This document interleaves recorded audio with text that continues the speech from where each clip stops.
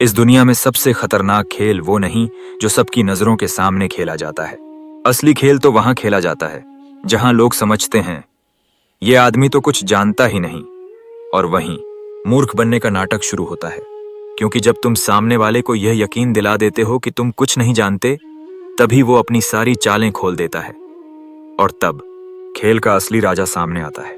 चाणक्य कहते हैं, जो व्यक्ति सबके सामने अपने ज्ञान का ढोल पीटता है वो सबसे पहले युद्ध भूमि में मारा जाता है। क्योंकि जो अपनी सारी चालें दिखा देता है वो दुश्मनों के लिए सबसे आसान शिकार बन जाता है।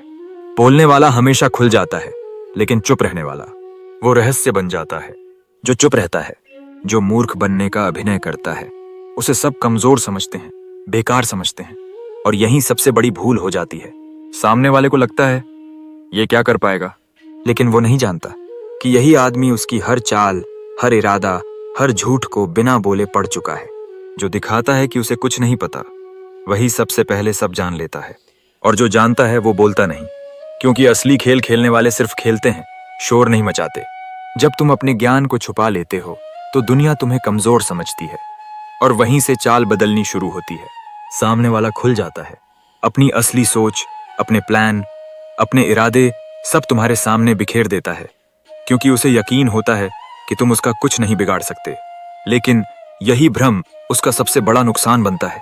क्योंकि असली शक्ति है अनजान दिखकर जानकार होना। यही वो कला है जो राजाओं को बचपन में सिखाई जाती थी, और यही वो रहस्य है जिससे चाणक्य ने सम्राटों को मिट्टी में मिला दिया था। मूर्ख बनने का नाटक कोई कमजोरी नहीं है, वो सबसे बड़ा अस्त्र है जो तब चलाया जाता है जब सामने वाला पूरी तरह बेफिक्र हो जाए, और जब वो निश्चिंत हो जाए तब एक वार और पूरी बाजी पलट जाती है। अगर तलवार हमेशा म्यान से बाहर रहे तो चमक खो देती है, लेकिन जो तलवार समय आने पर ही बाहर निकले वो हर वार में विजयी होती है। चाणक्य कहते हैं, शक्ति को जितना छुपाओगे उसका असर उतना ही घातक होगा। इसलिए बुद्धिमान लोग कभी खुद की ताकत नहीं दिखाते, वो अपने भीतर शांति का जाल बिछाते हैं और ऊपर से खुद को साधारण दिखाते हैं। क्योंकि उन्हें पता होता है जो पेड़ फलदार होता है वो झुक जाता है, और जो सिर्फ हवा में झूमता है वो सबसे पहले गिरता है। जब तुम अपनी प्रतिभा को छुपा लेते हो, लोग तुम्हें हल्के में लेते हैं। वो तुम्हारे सामने अपने असली रंग दिखा देते हैं, क्योंकि उन्हें लगता है कि तुम उनका कुछ नहीं बिगाड़ सकते। और वहीं से शुरू होता है असली खेल। तुम्हारी चुप्पी उनकी ढाल बन जाती है, और जब ढाल गिरती है तब तलवार का वार सबसे गहरा लगता है। इसलिए शक्ति को गुप्त रखो, क्योंकि जो दिखता है वो खत्म हो जाता है, और जो नहीं दिखता वो इतिहास बन जाता है। जब कोई तुम्हें मूर्ख समझता है तो वो निडर होकर तुम्हारे सामने खुलता है, और वहीं से शुरू होती है उसकी हार। वो व्यक्ति कभी नहीं हारता जो सुनता ज्यादा है और बोलता कम। तुम्हें बस खुद को मूर्ख दिखाना है, नजरें झुकाकर सुनना है, मुस्कुराकर सर हिलाना है, और वहीं तुम्हें मिल जाएगी वो जानकारी, वो रहस्य जो कोई किसी बुद्धिमान को कभी नहीं बताता। मूर्ख लगना कोई अभिशाप नहीं, ये एक शतरंज की चाल है जहां एक प्यादा चुपचाप आगे बढ़ता है और एक दिन राजा को मात दे देता है। इसलिए जब लोग तुम्हें तुच्छ समझें, उन्हें समझने दो, क्योंकि जब तुम्हारा समय आएगा तब तुम अकेले पूरे मैदान को जीत लोगे।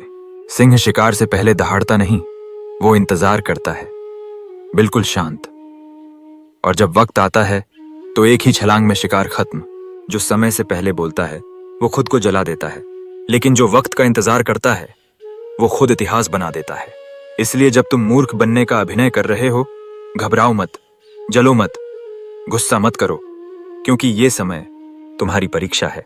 ये वो समय है जहां दुनिया तुम्हें परखेगी, और तुम्हें खुद को साबित नहीं करना है, तुम्हें सिर्फ सही समय तक खुद को छुपाना है। असली योद्धा मैदान में नहीं, चुपचाप अपने अंदर तैयारी करता है, और जब सब थक जाएं, जब सब ढल जाएं, तब एक चाल, एक फैसला, और पूरी दुनिया तुम्हारे नाम की गूंज बन जाती है। बंद करो ये दिखावा और देखो खेल आज से एक नया खेल शुरू करो।